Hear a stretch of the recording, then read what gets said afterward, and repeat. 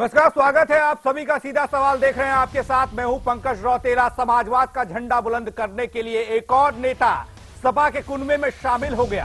कांग्रेस का हाथ छोड़ बेनी प्रसाद वर्मा सपा की साइकिल पर सवार हो गए हैं। सीधे शब्दों में कहें तो अब सपा के हो गए हैं बेनी प्रसाद। लेकिन क्या नेताओं की जमात बढ़ाने से पार्टी कार्यकर्ताओं की संख्या के अलावा किसी और चीज में इजाफा होता है क्या? ये एक बड़ा सवाल है। अखिलेश सरकार का दावा है, पूरे हुए अब जो दावे हैं वो वादे हैं। अब एक नए इरादे के साथ समाजवादी पार्टी आगे बढ़ने जा रही है। सपा कार्यकर्ता नारा दे रहे हैं, कहो दिल से अखिलेश फिर से। पर तस्वीर का दूसरा पहलू भी है। सपा के चुनावी घोषणा पत्र के कई वादे अब भी वादे ही हैं। जहां इन वादों का जिक्र हम आज इसलिए कर रहे हैं क्योंकि चुनाव की तैयारी में तमाम पार्टियां जुटी हैं, तो सपा भी जुटी हुई है। पुराने वादों को भूलकर शायद चुनावी तैयारियां पार्टियां कर रही हैं। इन अधूरे वादों में कई ऐसे वादे हैं जिसने 2012 के सियासी संग्राम में सपा को पूर्ण बहुमत के साथ सियासन तक पहुंचाया था। अब सपा को 2017 के चुनावी समर में या तो इन अधूरे वादों पर सफाई देनी होगी या इन पर नए वादों का मुलम्मा चढ़ाना पड़ेगा। इसी पर होगा आज सीधा सवाल।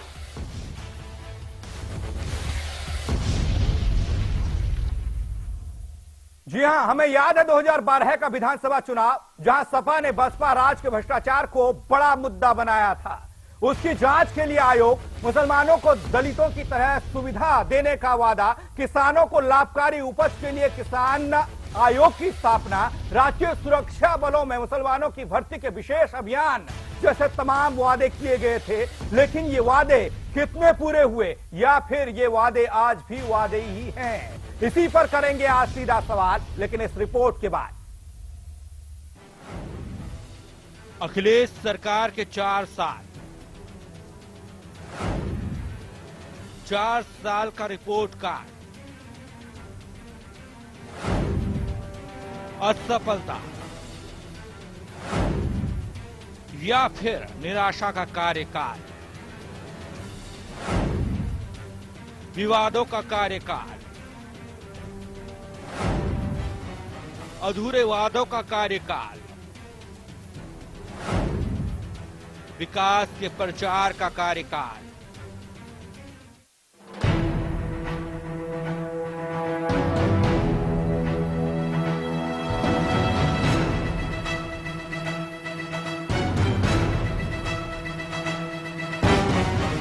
जी हां, आज हम बात करेंगे 2017 विधानसभा चुनाव की तैयारियों की। सूबे में विकास का दावा तो हर पार्टी करती है, लेकिन क्या वाकई में विकास होता है? अगर होता है तो कहां हुआ है विकास?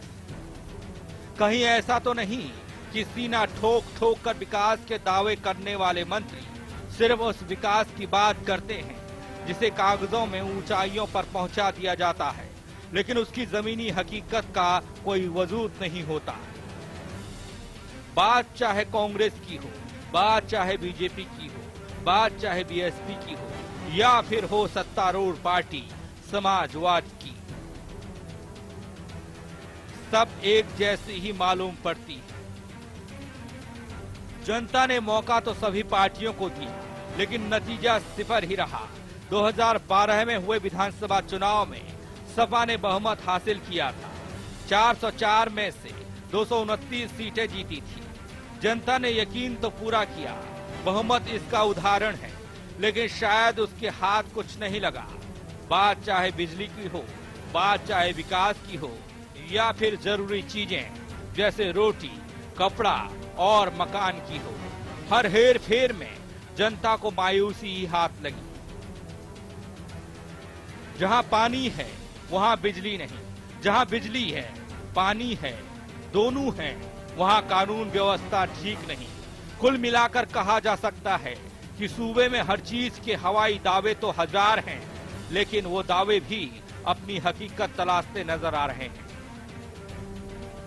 सूबे के अपराधियों में कानून का खौफ दिखे या नहीं दिखे, लेकिन सपा कार्यकर्ताओं की गुंडोई के नमूने जगह जगह कई बार गाहे बगाहे मिल ही जाते हैं। बात सिर्फ सपा की नहीं है। इससे पहले जनता ने मौका तो बीएसपी को भी दिया था, और वो भी पूरे 10 साल।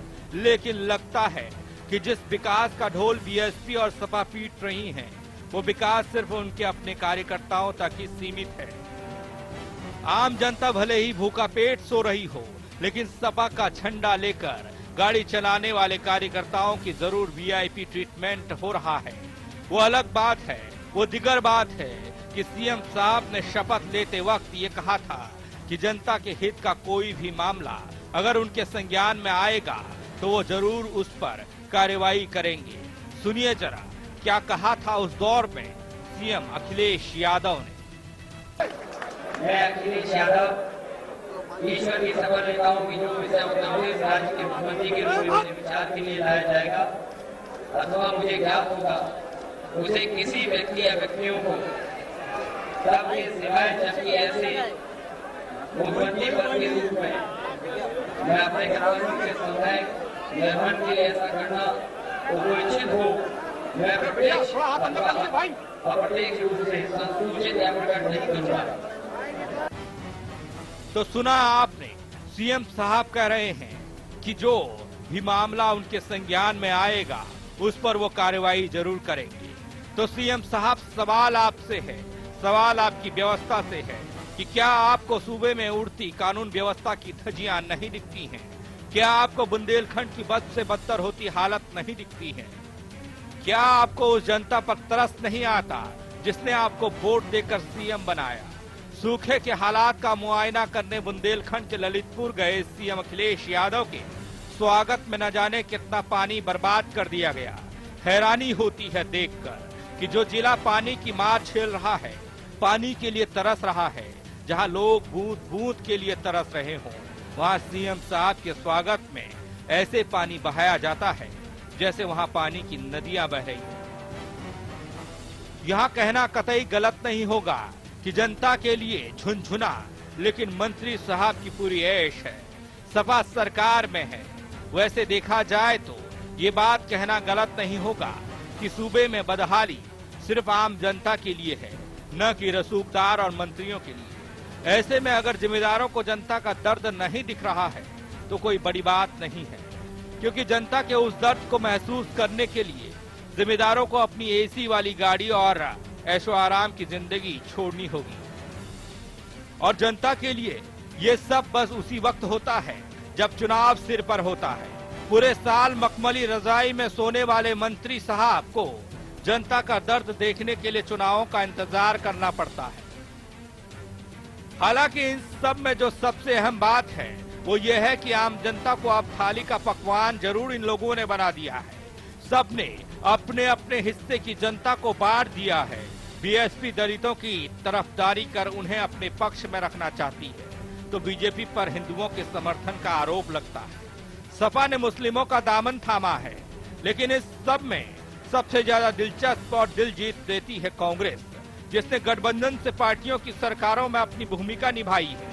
अब चुनाव नजदीक है, ऐसे में एक बार फिर होगा वादों का दौर, दावों का दौर। समझना आपको होगा, समझना जनता को होगा कि करना क्या है। Bureau report, India crime.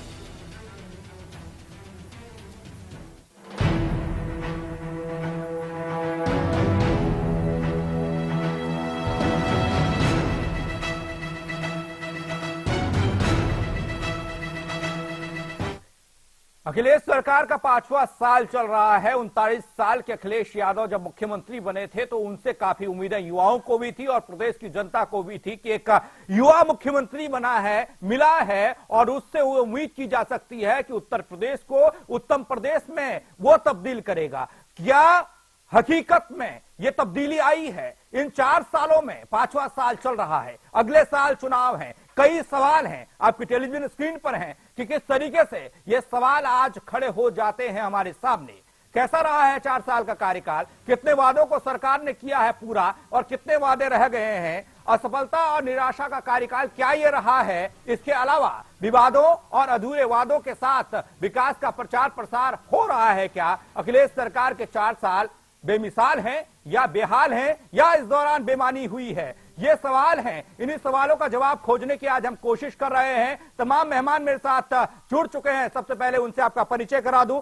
Jamshed Khan साहब कांग्रेस से जुड़ रहे हैं, अजय नटराज बीजेपी से जुड़ रहे हैं, मुमताज पठान सपा से और जगमोहन शाकाल जी ये सामाजिक कार्यकर्ता भी हैं। समाज के बीच में रहकर ये जानते हैं कि वाकई में काम कितना हो रहा है। पठान साहब, चर्चा की शुरुआत आपसे करने जा रहा हूं। 4 साल आपकी सरकार को उत्तर प्रदेश में हो गए हैं, क्या कुछ कहेंगे आप, कितना काम किया है समाजवादी पार्टी की जो सरकार है, अखिलेश यादव जिसके मुखिया हैं?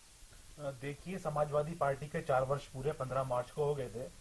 समाजवादी पार्टी की जो सरकार थी, माननीय मुख्यमंत्री अखिलेश यादव को जो विरासत में मिला था, वो सिर्फ पत्थर मिले थे विरासत में। बहन जी ने जो पत्थर लगाए थे उन पर टिकट लगा दिए थे, बिल्कुल खाली खजाना मिला था। 15 मार्च को जब प्रदेश के मुख्यमंत्री के रूप में अखिलेश यादव ने शपथ ली थी, तो शपथ लेने के बाद ही उसका असर दिखाई देने लगा था। सबसे पहले हमारे माननीय मुख्यमंत्री जी ने उत्तर प्रदेश के अंदर जो अस्पतालों में सस्ती दवाई की घोषणा करी थी, छात्र संघ चुनाव की बहाली की जो बात की थी, और जो नहरों में पानी की फ्री की बात की थी, ट्यूबवेलों को फ्री की बात की थी, और जो उर्दू टीचर थे मौलिम, उनकी बात की थी, सारे पूरे किए हैं। माननीय मुख्यमंत्री जी ने कहा था कि मैं उत्तर प्रदेश के अंदर गांवों को 16 घंटे बिजली दूंगा।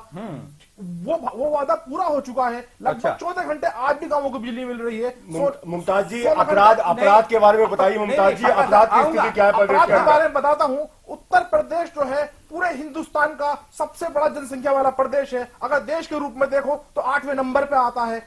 पर जहां तक अपराध की बात है, ज्यादातर अपराध तो हो रहे हैं वो आपसी टकराव के हो रहे हैं, या कोई किसी को गोली मार रहा है, उसे एकदम कैसे कोई रोक सकता, बताइए? अगर कोई आदमी रोड पे जा रहा है, किसी ने शूट आउट कर दिया, लेकिन उसके बाद भी मुमताज जी, लूट की घटना को, मुमताज जी मैं आपको बताऊं, आप जिस प्रकार से आप अपराध की बात कर रहे हैं, अपराध वो सामाजिक अपराध होता है। गोली कहीं भी मार दी, ये कर दिया, ये पूरे दुनिया के अंदर हो रहा है।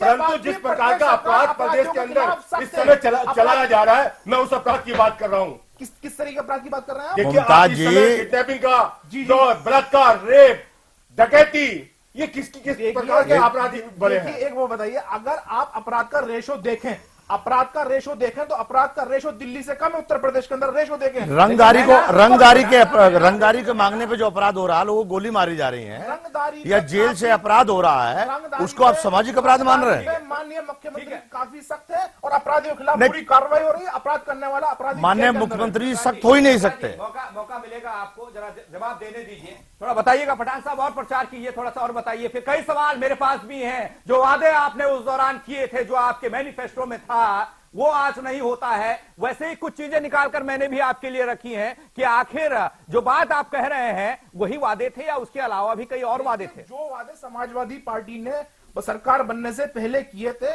लगभग पूरे हो चुके हैं, और जो पूरे नहीं है वो होने वाले हैं। सबसे ज्यादा तो इशू है उत्तर प्रदेश के अंदर बिजली का रहता है। आप याद करिए बसपा का दौर, आप याद करिए बीजेपी का दौर। बिजली गांवों में 8-8 घंटे आती थी, 8 घंटे दिन में आती थी, 8 घंटे रात में आती थी। आज उत्तर प्रदेश के किसी भी गांव में चले जाइए, पहली बात तो पूरा उत्तर प्रदेश में घंटे बिजली कहीं नहीं आ रही, 16 घंटे शहर में नहीं मिल रही है। आप देहात की बात कर रहे हैं। बिजली मिल रही है उत्तर प्रदेश के अंदर। अगर किसी पार्टी को, किसी दल को आलोचना करनी है तो आलोचना करता ही रहेगा। आज उत्तर प्रदेश का विकास में कोई मुकाबला नहीं है। आंकड़े गवाह हैं इस चीज के, आप इसको नकार नहीं सकते हैं। आपके कहने भर से, या उस दौर में आपने कहा था और इस दौर में आप कह रहे हैं, कहने भर से बिजली नहीं आ जाती है। देखना पड़ता है, समझना पड़ता है, चीजों का जिक्र करना पड़ता है, जमीनी स्तर पर जाकर देखना होता है। आपने कर दिया होगा, लेकिन प्रशासन भी आपके नीचे है। आपकी सरकार ने करोड़ों का बजट दे दिया आम जनता के लिए, मैं बात करूंगा उस पर भी। क्या उस बजट का सही तरीके से इस्तेमाल हुआ है, ये जानने की जिम्मेदारी भी सरकार की होती है। पठान साहब देखिए, पंकज जी, बजट की जहां तक बात है, उत्तर प्रदेश के माननीय मुख्यमंत्री यशस्वी मुख्यमंत्री हैं, हर चीज पे पैनी नजर रखे हुए हैं। और आने वाला कई चीजें हैं पठान साहब जो उनकी नजरों से ओझल है, उनसे आपको अवगत कराऊंगा। लेकिन पहली प्रतिक्रिया पठान साहब आपके मैं ले रहा हूं और सभी को मैं चर्चा में शामिल कर रहा हूं। नटराज जी, आप बीजेपी से आते हैं और बीजेपी में भी हमने देखा था जब 2014 का जो बीता लोकसभा चुनाव है, उस चुनाव के दौरान मंचों से बड़े बड़े वादे किए गए थे। मैनिफेस्टो जो आपका आया था उसमें भी तमाम वादे किए गए थे, अधूरे अभी भी हैं। आप भी कहेंगे काम हो रहा है, लेकिन मेरा सवाल यह है, क्या इस दौर में, इस देश में अब ऐसी स्थिति आ गई है कि वादे तो कई हजारों कर दिए जाते हैं और जब पूरा होने की बात या पूछा जाता है कितने वादे पूरे हुए, वो चलते रहते हैं, अभी काम चल रहा है, अभी काम चल रहा है। देखिए पंकज जी, ये बात आपकी बिल्कुल ठीक है। 65 साल से इस देश की जनता आश्वासनों के जाम पीती रही और उसकी किडनी खराब हो गई। अब उस किडनी को ठीक करने के लिए हमें डॉक्टरी के रूप में माननीय प्रधानमंत्री जी के रूप में नरेंद्र भाई मोदी मिले हैं और उसका इलाज चल रहा है। और मैं पूछना चाहता हूं आपके नहीं रहता है जी नहीं, ये साल होने को है, आजाद हो गया भारत, अपने मुकाम तक पहुंचेगा। आप देखिए कि एक बहुत जो छोटी सी चीज है, मैं आपको एक उदाहरण देना चाहता हूं। एक बच्ची जो भूख से परेशान है और उससे उसकी माँ दूध पिलाने के लिए परेशान है और वो रेल से टेलीफोन करती है और उसको वह दूध उपलब्ध करा जाता है। इस चीज से क्या आपको सरकार की संवेदनशीलता समझ में नहीं आती है? मुझे तो बुंदेलखंड के लोग भी याद आते हैं जब मैं चर्चा करता हूं, नटराज जी, जब मैं चर्चा करता हूं, मुझे बुंदेलखंड के वो तमाम बच्चे भी याद आते हैं जो रोटी के लिए तड़प रहे हैं, जो दूध के लिए तड़प रहे हैं। उनकी माएं भी याद आती हैं जो मजबूर हैं, उन्हें दूध नहीं पिला सकती। आपकी बात से सहमत हूं। जो देश की दुर्दशा है, चाहे बुंदेलखंड हो या लातूर हो या और भी कोई प्रदेश हो, सब जगह स्थिति जो है भयंकर स्थिति, उन्हें आपसे छुपी है ना हमसे छुपी है। लेकिन क्या इससे पहले कोई ऐसा प्रधानमंत्री मिला संवेदनशील जिसने सूखे की चर्चा में बुलाया? सिर्फ और सिर्फ ट्रेन के अंदर ही क्यों? तमाम मुख्यमंत्री गायब हो गए। उनसे पूछिए, माननीय प्रधानमंत्री करना चाहते हैं लेकिन जब मीटिंग में नहीं जाएंगे, बात नहीं करेंगे, अपनी समस्या नहीं रखेंगे, तो जब हम अपने आप करते हैं तो आप उत्तर प्रदेश को ले लीजिए। बुंदेलखंड के लिए पानी और सूखे की व्यवस्था के लिए जब प्रधानमंत्री जी ने कहा तो अखिलेश जी ने कहा वो पानी हमको भेज दीजिए, हम अपने आप वितरित कर देंगे। अरे हम और आप मिलकर वितरित कर देंगे। हम ही क्यों करना चाहते हैं? क्यों आप चुनावी लाभ लेना चाहते हैं? क्यों आप उस प्यासे को किसी चीज में बांट देना चाहते हैं? जी नटराज जी, जब उत्तर प्रदेश में प्रधानमंत्री नरेंद्र मोदी आए थे और यहीं से उन्हें संसद तक का रास्ता मिला है, यहीं से वो जीत कर गए हैं, उस दौरान उन्होंने भी उत्तर प्रदेश की जनता से तमाम वादे किए थे। क्या ये वादे सिर्फ देश लेवल तक ही रह जाते हैं, सीमित रह जाते हैं, राज्यों में अप्लाई नहीं होते हैं? क्या केंद्र सरकार राज्यों के लिए काम नहीं कर सकती है? देखिए, केंद्र सरकार अपनी जो उनकी मनोदशा है, जो करना चाहती है, स्पष्ट तौर पर माननीय प्रधानमंत्री जी ने सभी मुख्यमंत्रियों को जो भी योजनाएं लागू की हैं उनसे उसमें सहयोग मांगा है। लेकिन राजनीतिक कारणों से, अपने वोट बैंक को बचाने के कारण से प्रदेश के मुख्यमंत्री अच्छी योजनाओं को भी रद्दी की टोकरी में डाल देते हैं। तो उसका क्या इलाज किसी के पास रह जाता है? लेकिन जब हम पूरी तरह हस्तक्षेप करेंगे तो ये कहा जाएगा कि हम साहब आप हस्तक्षेप कर रहे हैं, हम सरकार को भंग कर देना चाहते हैं। जी नटराज जी, और जगहों पर जब बयानबाजियां होती हैं उस समय तो आपके नेता टपाक से बोल पड़ते हैं कि नहीं जी, इस पर बयान दे दिया, उस पर ये बयान दे दिया। जब मुद्दों की बात आती है, जब असलियत बताने की बात आती है, उस समय आप लोग पीछे क्यों रहते हैं? नहीं, हम कहीं पीछे नहीं है। देखिए, हम बिल्कुल स्पष्ट तौर पे मैं आपको बता देना चाहता हूं आपके चैनल के माध्यम से, हमारी सोच बिल्कुल स्पष्ट है। हमारा तो देश नहीं बदलता साहब, ये सिर्फ कहावत हो सकती है। हम प्रत्येक व्यक्ति की समस्या को सुनना चाहते हैं। संवेदनशीलता का उदाहरण मैंने आपको दिया केंद्र सरकार की, और इससे ज्यादा हम जो संवेदनशीलता सरकार की हो सकती है, सूखे को देख के माननीय प्रधानमंत्री जी, प्यासे को देखकर माननीय प्रधानमंत्री जी अपने यहाँ प्रदेश सड़क नहीं होगी वहां बात करना चाहते हैं, ना टैंकर जा पाएगा, ना जहां पर रेल की पटरी नहीं होगी वहां ना ट्रेन जा पाएगी पानी लेकर। नटराज जी, ये समझने वाली बात है, इसे आपको भी समझना होगा, हमें भी समझना होगा। इस पर बातें करने से वहां पर पानी नहीं मिल जाएगा, विकास नहीं हो पाएगा। बाद उत्तर प्रदेश में 4 साल समाजवादी पार्टी के जो पूरे हो चुके हैं उस पर हो रही है। लेकिन इससे इतर ये चीजें भी जाननी जरूरी हो जाती हैं कि इस देश में जो दौर चल रहा है वादों का, जो दौर चल रहा है दावों का, प्रदेश सरकार के 4 साल की बात आपने कही। भाई मुमताज जी बैठे हैं समाजवादी पार्टी से, उन्होंने कहा कि वो बड़े संवेदनशील हमारे माननीय मुख्यमंत्री जी हैं जी। मैं पूछना चाहता हूं कि उन्हीं के मुखिया मुलायम सिंह जी अपनी सरकार पर को विवादों में खड़ा करते हैं और ये टिप्पणी करते हैं कि मेरे नेता, मेरे विधायक, मेरे कार्यकर्ता थानों की दलाली कर रहे हैं, वो बंद कर दें, जमीनों पर कब्जे बंद कर दें। ये बात किसी और राजनीतिक दल ने कहीं नहीं कही है, उनके ही माननीय मुलायम सिंह यादव जी कहते हैं कि मेरे कार्यकर्ता लूट खसोट में शामिल है, मेरे तमाम लोग अपराधों में शामिल हैं। अच्छा तो है नटराज जी, अच्छा तो है, थोड़ा सा सच कहने की हिम्मत तो दिखाई है, बाकी लोग तो बचाने की कोशिश करते हैं। मैं भाई मुमताज जी ने कहा कि संवेदनशील हैं, मैं उस बात को, अगर संवेदनशील हैं तो उस अपराध को रोकें, और अपराध नहीं रुकेगा इस प्रदेश में जब तक सपा की सरकार। ठीक है, आप इस बात को रखते हैं, आप इस बात को रखते हैं नटराज जी। क्या आपको मुलायम सिंह का आपको मुलायम सिंह का वो भाषण भी याद होगा जिसमें उन्होंने कहा था लड़कों से गलतियां हो जाती हैं? बिल्कुल याद है। और ऐसा कहने से अपराध के रोकने की कल्पना करना भी बेईमानी है,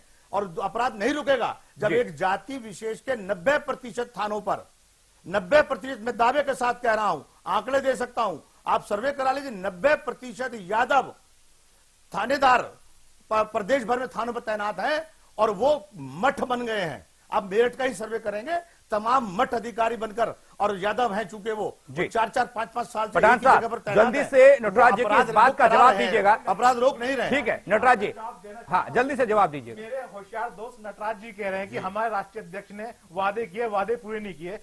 हमारा राष्ट्रीय अध्यक्ष ये नहीं कहता कि चुनाव में किए हुए वादे तो जुमले होते हैं, जो आपके राष्ट्रीय अध्यक्ष ने कहे थे। ठीक है। दूसरी बात, आप कह रहे हैं दिल नहीं पसीज रहा बुंदेलखंड को देख के। आपके पास के विधायक हैं, एक विधायक और हैं, उन्होंने पूरे उत्तर प्रदेश में पिछले लोकसभा चुनाव से पहले से क्या कर रहे थे, उत्तर प्रदेश के अंदर क्या कराना चाहते हैं, उनका दिल क्यों नहीं पसीज रहा? किस बात का आप मुझे स्पष्ट करें ना, मैं आपका जवाब दूंगा आपकी बात का। भारतीय जनता पार्टी उत्तर प्रदेश के अंदर सांप्रदायिक कार्ड खेलना चाह रही है। गलत तरीके से जा रहे हैं आप पठान साहब। मुमताज जी, आप हिंदू मुस्लिम की बात करेंगे, मुमताज पठान जी आप साफ हैं। मैं हिंदू की बात करूंगा तो राम मंदिर बनाएंगे, राम मंदिर बिल्कुल नहीं, कभी नहीं बनाएंगे। सांप्रदायिकता आप वहीं कीजिएगा अपने मंचों पर, चुनावी मंचों पर। नटराज जी किसी समुदाय विशेष के लिए पठान साहब करेगी, ये अपराध मुस्लिम करेगा, ये मुस्लिम हिंदू जिस तरीके की बात आप करना चाहते हैं, दोनों सुनिएगा, जिस तरह की बात आप करना चाहते हैं, इसके लिए मंच नहीं है, उसके लिए आपका चुनावी मंच ही हो सकता है। मेरे मंच पर बात होगी तो सिर्फ मुद्दे की बात होगी, इस प्रदेश की जनता की बात होगी, इस देश की जनता की बात होगी। पठान साहब उस बात का जवाब दीजिएगा जो बार बार बीजेपी कहती है, बार बार कांग्रेस कहती है, बार बार बसपा कहती है कि कानून व्यवस्था का हाल ठीक नहीं है, और भी कई चीजें मेरे पास है, उनका भी जिक्र करूंगा। ये नटराज जी ने पूछा था, इसलिए जल्दी से जवाब दीजिएगा, क्या स्थिति सुधरी है या नहीं? देखिए, कानून व्यवस्था का कोई पैमाना तो होता नहीं, जो पैमाना है, पैमाना नापा पहले 40 सेंटीमीटर था, 70 सेंटीमीटर का पैमाना नहीं है। ये तो एक मीडिया का थोड़ा सा मेहरबानी रहती है हमारे ऊपर शुरू से ही, और जो मीडिया की मेहरबानी होती है कि आप मीडिया के मंच को होकर उसकी मेहरबानी को दिखाते हैं, मेहरबानी को दिखाते हैं। मीडिया मेहरबानी होती है, मीडिया की मेहरबानी होती है, लेकिन उत्तर प्रदेश के माननीय मुख्यमंत्री जी के सख्त निर्देश है, कोई भी अपराधी। ठीक है पठान साहब, नटराज जी आप दोनों के पास आता हूं, जमशेद खान साहब कांग्रेस के नेता हैं, उनको भी चर्चा में शामिल करना है। खान साहब स्वागत भी है, और जिस तरह की स्थिति उत्तर प्रदेश में आप देख सकते हैं, आप देख रहे हैं, आप भी राष्ट्रीय पार्टी कांग्रेस यानी कि जिसने बहुत ज्यादा देश पर राज किया है, उसकी सरकारें रही हैं। उत्तर प्रदेश में हालांकि कम ही देखने को मिली है कांग्रेस। चुनावी तैयारियां आप भी कर रहे हैं, क्या कहेंगे आप, 4 साल कैसे रहे हैं अखिलेश यादव के? अखिलेश जी के 4 साल बहुत मायूस रहे जी। अखिलेश जी ने कोई विकास कार्य नहीं किया जी। अखिलेश जी ने किसानों के गन्ने का मूल्य नहीं दिलाया जी। अखिलेश जी ने कोई भी विकास कार्य यहाँ नहीं किया सिवाय गुंडा राज के। जी। मेरे जिले के अंदर, मेरठ जिले के अंदर रात दिन गौ हत्याएं हो रही हैं। गौ हत्या, इंसानों की हत्या तो हो ही रही है, गौ हत्या भी हो रही है, और उन अपराधियों को समाजवादी पार्टी के नेता बचा रहे हैं। जहां तक सवाल है मुलायम सिंह जी का, मुलायम सिंह जी ने कहा कि साहब मेरे विधायक भी और मेरे वर्कर भी कुछ गड़बड़ कर रहे हैं। मैं उन अल्फाजों को तो नहीं कह सकता उनके जी। तो वो उनके हृदय की आवाज थी। अगर विकास कार्य हुआ है तो मुलायम सिंह जी के घर में सफाई में हुआ है, विकास कार्य उत्तर प्रदेश में नहीं हुआ। जहां तक 16 घंटे बिजली देने का सवाल है, बिजली भी टाइम के ऊपर नहीं आ रही है जी। और बिजली की शिकायत के अलावा रोड देख लीजिए, उसके अलावा किसानों की क्या दुर्दशा बनी हुई है। नहरों में पानी नहीं है, ट्यूबवेलों में बिजली नहीं है। मैं खुद भी किसान हूं, लेकिन जो हालत है, ये जो आप कटघरे में समाजवादी पार्टी को खड़ा कर रहे हैं मेरे मंच पर, क्या कांग्रेस ने कभी ये जहमत उठाई कि वो राष्ट्रीय स्तर पर इस तरह की बात करे, उसके राष्ट्रीय स्तर के नेता इस तरह से बात करें, आवाज उठाएं? हालांकि बुंदेलखंड जैसे जो हालात बने हैं वहां पर राहुल गांधी का दौरा जरूर होता है, लेकिन मुखर तरीके से क्यों नहीं आवाज निकलती बाहर, क्यों नहीं जोश दिखता, क्यों नहीं गुस्सा दिखता कि काम गलत हो रहा है आपके राज में? देखिए, हमारी पार्टी का जो ताल्लुक है कांग्रेस का, वो बहुत शांत पार्टी है। हम कोई दंगा नहीं चाहते, कोई फसाद नहीं चाहते किसी किस्म का भी। अगर किसी जगह हम एजिटेशन करते हैं तो मुलायम सिंह जी की जो फोर्स है, अखिलेश जी की जो ताकत है, वो विपक्ष के ऊपर इस्तेमाल की जाती है, जेलों में डाल दिया जाता है। नहीं, खान साहब कहते हैं विपक्षी पार्टी सत्तारूढ़ पार्टी को आईना दिखाती है, आईने का काम करती है। क्या गलत हो रहा है, क्या सही हो रहा है, वहां पर टोकती है, वहां पर रोकती है, तब देश चलता है। इसीलिए पक्ष और विपक्ष होता है। देखिए, विपक्ष का जहां तक सवाल है, कांग्रेस भूमिका नहीं है, विपक्ष में बहुत अच्छी भूमिका निभा रही है। बुंदेलखंड के अंदर हम लोगों ने एजिटेशन किया, बुंदेलखंड गए, मैं खुद भी गया बुंदेलखंड। हालात देखे होंगे, हालात वहां के देखे हमने जी, कैसे हालात थे? क्या आपको लगा कि जो आवाज राहुल गांधी ने जो दौरा किया, उस दौरे से बुंदेलखंड को कुछ फायदा हुआ, कुछ फर्क पड़ा? बुंदेलखंड का ये हाल क्या एक इसी वर्ष में हो नटराज गया? जी, खान साहब को जवाब देने दीजिए, आपके पास आऊंगा, आपको पूरा मौका दूंगा। देखिए, बुंदेलखंड का जहां तक सवाल है, मुलायम सिंह जी ने बहुत वादे किए थे बुंदेलखंड में। इससे पहले हमारी पार्टी ने कांग्रेस ने वहां पर बहुत कार्य किया है। ऐसी बात नहीं है, वहां बांध भी बनवाए हैं, नहरें भी बनवाई हैं, बिजली की व्यवस्था भी सुधारी है जी। लेकिन कांग्रेस जब से उत्तर प्रदेश में से गई है जी, खान साहब आपको रोक रहा हूं, मोहम्मद साहिब जुड़ रहे हैं मेरे साथ, वरिष्ठ सपा नेता है। साहब स्वागत है आपका इंडिया क्राइम में। आज चर्चा हो रही है, आज बात हो रही है, सवाल पूछा जा रहा है, अखिलेश सरकार के 4 साल कैसे रहे हैं, कैसे आकलन करती है समाजवादी पार्टी? जो वादे आपने किए थे, क्या सारे पूरे हुए हैं? पंकज भाई, बड़ा अहम सवाल आपने उठाया है जी, बहुत खुशी हुई मुझे। और सबसे बड़ी बात यह है कि मैं थोड़ा सा आपको पीछे ले जाना चाहूंगा। 2012 में जब इलेक्शन हुआ था जी, आप हमारा इलेक्शन मैनिफेस्टो उठा के देखेंगे, जो हमने उत्तर प्रदेश की 22 करोड़ लोगों से वादा किया था जी, और हमने विकास का वादा किया था उत्तर प्रदेश में। और जो विकास की धारा है वो आप देखिए, आप अपने पूरे प्रदेश के देखिए, फैसला तो जनता करती है, जो सम्मानित जनता है, और आप लोग हैं वो फैसला करेंगे कि किसको आना है, किसको जाना है। तो 2017 भी बहुत लंबा समय है, मगर मैं बात कर रहा था कि हमने जो विकास की धारा उत्तर प्रदेश में बढ़ाई है जी, ये विपक्षी दल, इनके पास कोई मुद्दा नहीं है। इसलिए हमारे जो मुख्यमंत्री का जो चेहरा है, उत्तर प्रदेश के मुख्यमंत्री का जो चेहरा है, इतना ईमानदार और साफ सुथरा चेहरा किसी राजनीतिक दल के पास नहीं है। आज की तारीख में आप देखो, एक भ्रष्टाचार में लिप्त, दूसरे अपराध में लिप्त, कोई दल ऐसा नहीं है जिसके पास कोई साफ सुथरी छवि का कोई चेहरा हो जी। एक बात। दूसरी बात यह है कि हम ये लोग विकास विरोधी बातें करते हैं। ये लोग कोई जात की बात कर रहा है, कोई धर्म की बात कर रहा है। हमारा फोकस 2012 में भी विकास था और 2017 में भी हम विकास पे चुनाव लड़ेंगे। नहीं साहिब साहब, थोड़ा सा रोक रहा हूं आपको, कुछ वादे याद दिलाना चाह रहा हूं। मुसलमानों को आरक्षण देने का वादा आपने किया था, कितना खरी उतरी है सरकार इस पर, जरा जवाब दीजिएगा। देखिए, यहाँ पर आरक्षण देने और लेने की बात नहीं है, हम उसमें काम कर रहे हैं। नहीं, उस समय आपने देने की बात कही थी साहब, आज क्यों नहीं इस पर लेने देने की बात हम करें? नहीं, बिल्कुल होनी चाहिए। हाँ, ये तो बात होनी चाहिए जी, बिल्कुल होनी चाहिए। मैंने कहा मना किया आपको? हाँ, तो कितना खरा सरकार इसमें उतरती हुई दिखाई दे रही है आपको? मैंने कहा कि उत्तर प्रदेश के 22 करोड़ लोगों के चेहरे पर मुस्कान लाने का प्रयास समाजवादी सरकार, जिसके उत्तर प्रदेश के मुख्यमंत्री श्री अखिलेश यादव जी कर रहे हैं, वो सराहनीय है। जी, सराहनीय है। हम भी कह रहे हैं साहिब साहब कि हाँ, ये सही है कि समाजवादी पार्टी जो काम कर रही है, ऐसा नहीं है मैं नकारात्मक सोच रखता हूं साहिब साहब, जो काम समाजवादी पार्टी ने किए हैं वो उसकी लिस्ट भी मेरे पास है, ऐसा नहीं है। लेकिन जो चीजें नहीं हुई हैं, जो वादे उस दौरान किए गए थे, 18% आरक्षण मिलेगा, 4 साल पूरे हो गए लेकिन अमली जामा उसको नहीं पहनाया गया। रंगनाथ मिश्रा और सचर कमेटी की रिपोर्टों का जिक्र आप लोगों ने किया था, लागू करेंगे, लेकिन वो आप लोग नहीं करा पाए। इधर जिस तरीके से आतंकवाद के आरोप में कई बेकसूर लोग जेलों में बंद हैं, उन्हें छुड़ाने की बात आप लोगों ने की थी, लेकिन आज तक कोई ऐसा केस सामने नहीं आया। मदरसों में तकनीकी शिक्षा के लिए विशेष बजट आवंटित किए जाने की वादा की बात आपने कही थी, ऐसा कुछ होता दिखाई नहीं दिया। तो कैसे हम ये विश्वास कर सकते हैं कि 4 साल के कार्यकाल में समाजवादी पार्टी ने अच्छा काम किया है? देखिए पंकज भाई, मैंने अभी आपको एक जवाब दिया। आपने मदरसों की बात करी, मदरसों में जिस तरह से हमने उसका जो बिल्कुल एक नया रूप दिया है, जिसको आज की जो टेक्नोलॉजी है उससे जोड़ने का जो प्रयास किया, वो भी एक बड़ा ऐतिहासिक कदम है।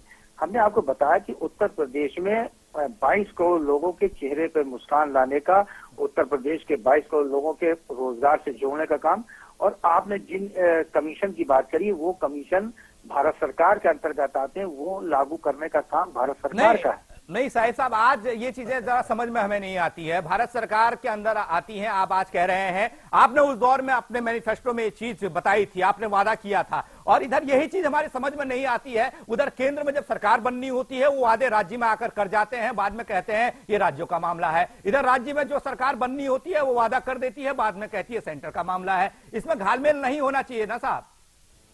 बिल्कुल नहीं। हमने आपको बताया पंकज भाई कि हमारी सरकार किसी तरह का कोई भी डिस्क्रिमिनेशन नहीं करती है, न किसी तरह का कोई भेदभाव, न जात का भेदभाव, न धर्म का भेदभाव। हम चाहते हैं कि उत्तर प्रदेश के लोगों के चेहरे पर मुस्कान आए। समाज में जो आखिरी हिस्से पर बैठा हुआ व्यक्ति है, वो उसके चेहरे पर मुस्कान आए। लोग रोजगार से जुड़े, लोग कारोबार से जुड़े, लोग उत्तर प्रदेश का जो विकास जब होगा, जब उत्तर प्रदेश का विकास ज्यादा और बढ़ेगा, तो लोग उसमें। साहिब साहब, थोड़ा सा माफी चाहता हूं, कटाक्ष कर रहा हूं आप पर। आज आप ये कहते हुए मुझे दिखाई देने चाहिए थे, साहब हमारे 4 साल पूरे हो गए, हमने इतने लोगों को रोजगार दिया, इतने किसानों की मदद की, लेकिन आज भी आप ये कह रहे हैं कि काम होना चाहिए था। चलते चलते 2-3 सवाल और हैं आपके लिए। आपने 2012 में भ्रष्टाचार को मुद्दा बनाया था, जोर शोर से इस मामले को उठाया था।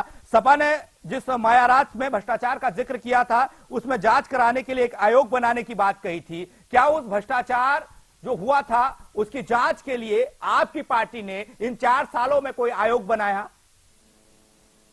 मैंने पंकज भाई आपको बताया, मैंने कहा कि हमने जो उत्तर प्रदेश में विकास का वादा किया था, वो 99%। माफी चाहता हूं साहिब साहब, आपको रोक रहा हूं। बहुत बहुत शुक्रिया मेरे साथ जुड़ने के लिए, तमाम सवालों के जवाब देने के लिए। विकास यूं ही नहीं हो जाता, विकास का चेहरा यूं ही नहीं बनाया जा सकता। जब तक इन सवालों के जवाब नहीं मिलेंगे, तब तक विकास देश में नहीं, प्रदेश में नहीं, हर एक आम आदमी का नहीं हो सकता। इस देश में उन सवालों के जवाब देने होंगे।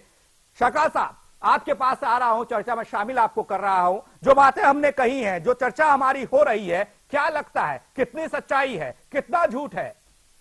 देखिए पंकज जी, बहुत महत्वपूर्ण मुद्दे पे चर्चा हो रही है आपकी, लेकिन वास्तविकता यह है, इन सब चीजों का जिम्मेदार इस देश के प्रत्येक वोटर को मानता हूं मैं। राजनीतिक पार्टियां कोई भी हो, वो जाति, धर्म, दल के आधार पर क्या नाम चुनाव लड़ रही है, लेकिन प्रत्येक वोटर को अपने किसी भी निर्वाचित व्यक्ति को चुनने के लिए उसे जाति, धर्म, पार्टी, दल से हटकर उसको चुनाव करना होगा।